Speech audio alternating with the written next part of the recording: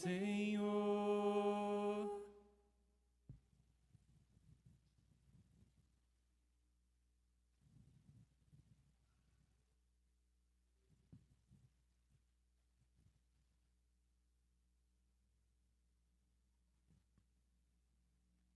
Podemos sentar, meus queridos, umas 3 horas, não é? Hoje nós celebramos, meus amados, a grande solenidade de Cristo, Rei do Universo. Como nós estamos tendo o nosso ECC também, eu quero aproveitar desde já para agradecer os nossos meninos da música que vieram lá da Piedade, da comunidade Nossa Senhora da Piedade, para estar conosco. Inclusive o menino que está tocando violão, papai e a mamãe dele, o padre conhece há muitos anos. Gente, ele era desse tamanhozinho assim quando eu conheci, assim, quase de colo. Agora está esse moção grande, enorme, não é? E a gente vai vendo como que a gente vai ficando velho, né? Não é? Fala, Jesus da glória.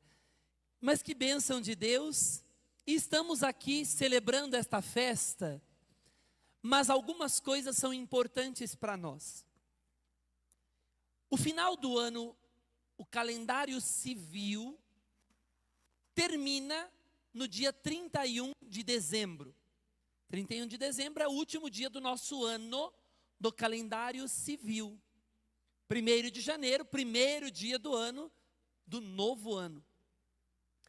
Na igreja não é assim. Na igreja, o último dia do ano litúrgico é hoje. É esta solenidade de Cristo Rei. E aí algumas coisas devem iluminar o nosso coração. A primeira delas vem de um brocado latino que diz o seguinte: Finis coronat opus. O fim coroa a obra. Uma literatura, um livro que você vai ler, o momento final é o grande momento. Um teatro que você vai assistir, o gran finale é o grande momento. Um filme que você vê que presta, um filme bom, o final dele é o grande momento. Então, o fim coroa a obra. Finis coronat opus. O final do ano litúrgico, deve coroar o nosso ano. Porque durante todo o ano, dentro da igreja, nós fomos aprendendo mais sobre Jesus, ouvindo os ensinamentos de Deus, aprendendo sobre aqueles que viveram como Jesus. Então, durante o ano, as nossas atitudes devem ir melhorando, a gente se tornando mais santo, rezando mais, perdoando mais, amando mais, até o momento em que chega a missa de hoje e devemos coroar o nosso ano, finalizar o nosso ano com uma grande obra. E esta grande obra é reconhecer que Jesus é o Rei do nosso coração, o Rei da nossa vida, o Rei da nossa alma. Porque afinal, queridos, o que vai restar de nós? Olha para quem está do teu lado. Olha aí essa pessoa. E diga para ela, você vai morrer. Você vai morrer, viu, Pedro? E depois da morte, o que resta? A única coisa que vai restar ao nosso coração para entrarmos na eternidade é reconhecer que Jesus é o Rei da nossa alma. Então, no fim de todas as coisas, o que restará? Jesus, Rei. Esta vida humana vai passar. As nossas realidades materiais passarão. O nosso trabalho, tem gente que, eu não tenho tempo para a igreja, eu tenho que trabalhar. Vai morrer, criatura. Vai morrer, o trabalho não vai te levar para o céu, não. Trabalhe para viver, para se sustentar. Mas o sentido da tua vida não pode ser o trabalho, que você vai morrer. E você já se preparou para o céu, para Jesus Rei? Então a missa de hoje é a missa em que nós reconhecemos que Jesus é o Rei da nossa vida. é o rei da nossa alma. Mas há um problema aqui. O problema se dá pelo fato que hoje, e para nós brasileiros também, perdeu-se o sentido do que significa rei. Devido às realidades políticas, os sistemas políticos atuais, nós não conseguimos compreender o que significa ser rei. E aí nós precisamos voltar à Idade Antiga, para entendermos a origem das civilizações, como que se deram, para entendermos o que é um reinado. E aí então vamos voltar. Quando Deus cria, na linguagem bíblica, vamos dizer, Adão e Eva, as primeiras pessoas que viveram, elas foram chamadas a se ajuntar. O homem e a mulher, nas primeiras civilizações, o homem se sente atraído pela mulher e ali começa um relacionamento, começa uma família. Toda a situação humana, ela começa por esta atração entre o homem e a mulher, os dois se unem, se protegem, se defendem, começam a ter filhos e ali a família começa o seu caminho de cuidado entre si. Isso que nós vivemos hoje, o papai, a mamãe, esse cuidado da família, ele existe desde o princípio. E as famílias se protegendo, se cuidando, iam convivendo umas com as outras famílias. E nesta convivência, você vai descobrindo as virtudes de cada uma. Porque as pessoas são diferentes, as famílias são diferentes, as criações são diferentes, mas na convivência nós vamos descobrindo os talentos de cada um. O que cada um tem de belo, de virtude. Então tinham aqueles que tinham dons para caçar, tinham aqueles que tinham dons para plantar, tinham aqueles que tinham o dom para fazer a comida, e nesta convivência, os dons de reconhecer as ervas que são boas para a saúde, e aí, nesta convivência, os dons de cada um ia fazendo aquele grupo ficar mais unido, mais reunido, se protegendo, até que surge uma família que tem uma virtude especial, a virtude de coordenar, a virtude de liderar as famílias, de organizar as famílias, de perceber o que cada uma tem de melhor e fazer aquilo crescer, fazer aquilo evoluir, fazer aquilo desenvolver. Esta família tem uma capacidade de liderança. Esta capacidade de liderança é reconhecida pelos outros. E queridos, é aquela capacidade que você olha, que tem uma pessoa, não que domina, porque o líder não é aquele que manda. O líder é aquele que convence o coração, que convence com a alma, que demonstra que aquilo é importante. O líder é aquele que tem a capacidade de falar de coração para coração. Porque se vem aqui e manda, ninguém obedece. O líder que quer mandar, ele perde todo o grupo. Agora, o líder verdadeiro é aquele que fala de coração para coração e consegue iluminar. Iluminar de tal modo que as famílias, quando estavam passando por problemas, as famílias quando estavam tendo dificuldades, as famílias e entre as famílias, quando haviam brigas, situações complicadas, elas iam para o rei, para que o rei pudesse ajudar na situação. Lembremos do rei Salomão. Lembram da história de Salomão? Tinha aquelas duas mulheres brigando porque tinha uma criança. As duas dizendo que era a mãe, é meu filho. A outra, é meu filho também, é meu filho, é meu filho. E aquela brigaiada. E aí vão ao rei Salomão, para que Salomão pudesse dizer uma palavra. Porque o rei era aquele que inspirava o coração, que tinha reconhecidamente sabedoria para liderar. E aí o que Salomão fala? Bom, essa criança, as duas são mãe, então vamos ver. Vamos partir a criança no meio, uma mãe fica com a metade, a outra mãe fica com a outra metade. E diante disso, a mãe verdadeira fala, não, pode ficar com ela, desde que a criança fique viva. E aí nisso Salomão sabe quem é a mãe verdadeira. Conseguem perceber que a característica do rei, ela está nas virtudes do rei.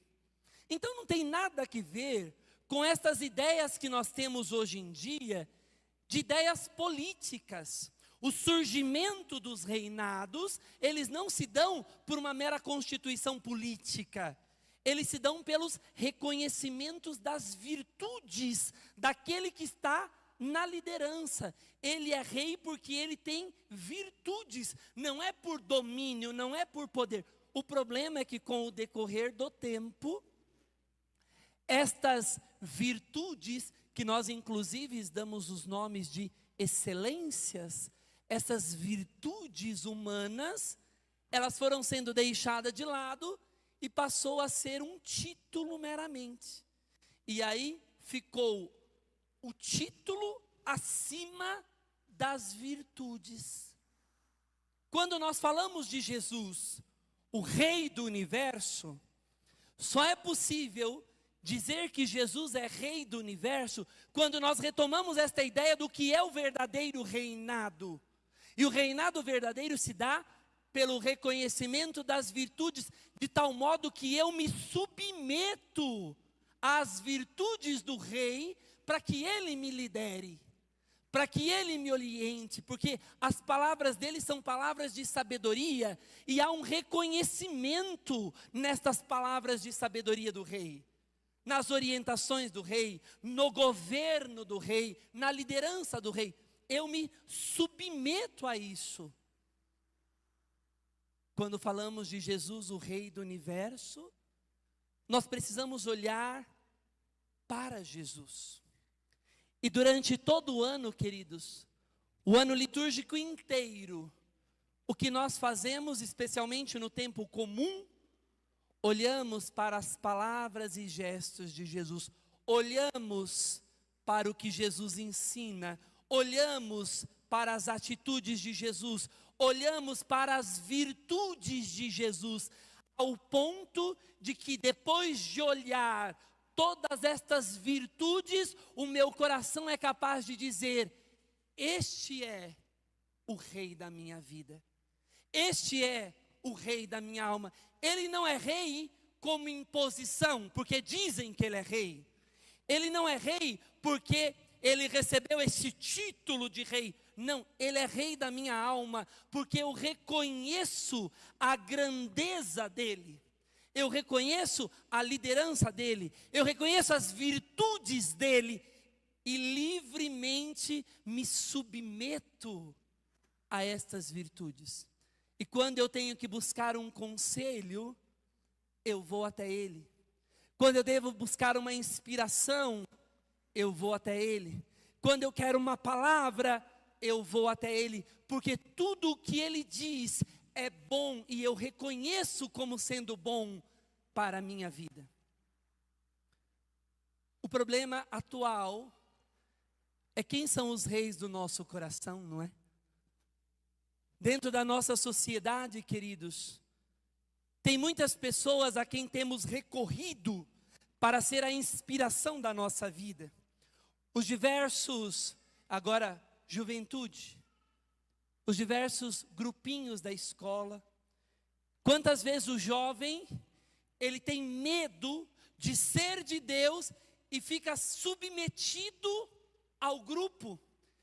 Porque esse meu grupinho, e se eu saio desta bagunça, desse grupinho da bagunça, desse grupinho do não sei o quê, desse grupinho do fundão, desse grupinho dos que ficam matando aula, se eu saio disso, o grupinho me exclui, porque quem fala mais alto na minha vida é o grupinho, é aquele conjuntinho de gente e que se eu não submeto à vontade deles, eu sou excluído. Mas quem que é o rei do coração?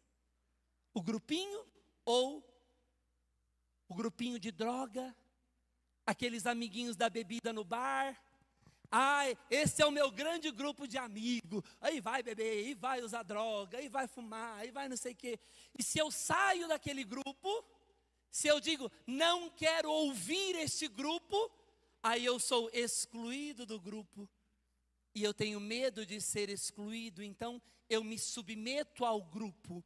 Mas quando eu me submeto à vontade do grupo, eu deixo de me submeter à vontade de Deus. Para nós adultos, tem algumas questões mais sérias ainda. Hoje nós temos na internet, nós temos um grande grupo de coachings.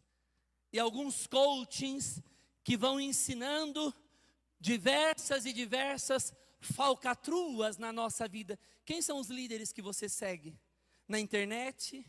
Quem são os líderes que você segue como modelo empresarial? É aquele padre que eu consigo desviar dinheiro aqui e desvio dali e consigo fazer umas artimanhas. Esse cara é o bom. Ele ensina as falcatruas direitinho. E está cheio de adultos seguindo essas situações, essas falcatruas, onde estas vozes falam mais alto na minha alma do que Jesus Cristo. Quem tem sido o rei do teu coração, é só você olhar a quem você se submete. E uma das coisas que eu gosto de dizer, queridos, o que estes líderes que você tem seguido fez por você? O que o teu grupinho da escola já fez por você? O que o teu grupinho de bar já fez por você? O que o teu grupinho da droga já fez por você? O que os teus coachings já fez por você? Eu só posso dizer uma coisa. Olhem aqui para a cruz de Jesus. O nosso rei, Jesus, ele deu a vida por nós. Ele deu a vida por você. Ele morreu para que o teu coração pudesse experimentar a salvação, o céu. Tudo que nós falamos durante esse ano inteiro, para que o teu coração sinta a salvação, seja feliz, vá para o céu. Que voz nós vamos seguir? Daquele que deu a vida por nós, ou daqueles que não fazem nada, só manda a gente fazer as coisas e aí vai levando a gente para o buraco? Qual é a voz? Quem é o rei da tua alma e do teu coração, meu querido, minha querida?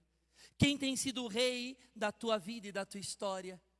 Às vezes, preferimos ouvir estes grupinhos e quando Jesus vem dar as orientações, os conselhos dele, nós dizemos, isso não é para mim. Exemplo, amar a Deus sobre todas as coisas. Isso não é para mim. Exemplo, não faltar à missa aos domingos. Nós temos como mandamento, orientação de Deus, guardar domingos e festas. Mas eu posso faltar na missa, vou só no 7º dia. Não. Você está seguindo que voz? A voz de Jesus ou outras vozes? Os conselhos de Jesus ou outros conselhos? Quem tem sido o rei do teu coração? Portanto, se você quer proclamar no dia de hoje que Jesus de fato é o rei da tua vida, o rei da tua história, é preciso o teu coração olhar para ele, reconhecer que tudo o que ele ensina é bom, perceber as virtudes que ele tem e como ápice de virtude, ele dá a vida por você, para te salvar, para te amar. Uma pessoa que dá a vida por você, que morre por você, ela não vai orientar coisas más para você, querido. Ela não vai orientar coisas ruins para o teu coração, porque se ele é capaz de dar a vida, ele não é capaz de fazer coisas más e pedir coisas más para você. Olha para quem está do teu lado aí. Você ama essa pessoa? Você conhece? Na medida em que você conhece e ama, você vai estando mais unido. Olha para a tua mão. Você seria capaz de cortar um dedo por essa pessoa que está do teu lado? Não responde, só pensa. Você seria capaz de cortar a mão por esta pessoa que está do teu lado? Você seria capaz de dar a vida por esta pessoa que está aí? Jesus foi capaz de dar a vida por nós, morrer por nós. Então nada do que Ele diz é ruim para o nosso coração. Aprendamos a ouvi-lo, aprendamos a nos submeter a Ele. E na medida em que vamos ouvindo Jesus, aí sim, nós vamos deixando Ele ser o Rei do nosso coração. A missa de hoje em que proclamamos que Jesus é Rei, não pode ser da boca para fora. Deve ser um reconhecimento da alma, onde a nossa alma fala: Senhor, eu quero me submeter aos teus ensinamentos, à tua vontade, aos teus projetos. E aí sim eu posso dizer: Jesus, tu és o Rei do meu coração. Olhe os 10 mandamentos. É fácil? Olhe os 10 mandamentos. Você tem preferido seguir os 10 mandamentos ou seguir os teus coachingzinhos, os teus amiguinhos do futebol, da novela? Quem você tem deixado ser o rei da tua alma? Que Jesus nos ajude a sairmos desta missa firmes na fé, com convicção, e que possamos dizer: Jesus, tu és o Rei do meu coração. Louvado seja o nosso Senhor Jesus Cristo. Fiquemos em pé